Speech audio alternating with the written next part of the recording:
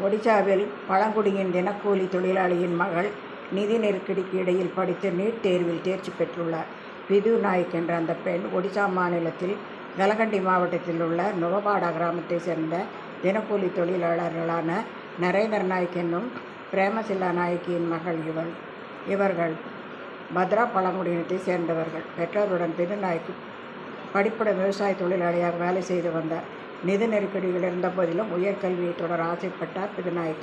மேலும் மருத்துவராக வேண்டும் என்று அவருக்கு விரும்புவார்.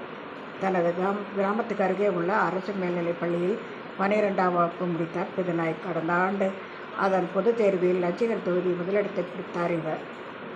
தற்போது மருத்துவராக வேண்டும் என்று தனது கனவை நனவாக்க பெரம்பூரில் உள்ள MKCG மருத்துவக் கல்லூரி மற்றும் மருத்துவமனையில் சேர்ந்துள்ளார் பிது நாயக். நாளை இவர் மருத்துவராகி தங்களை போன்ற பின்தங்கிய பழங்குடியின் மக்களுக்கு மருத்துவ சேவை செய்வார் என்று எதிர்பார்க்கலாம்.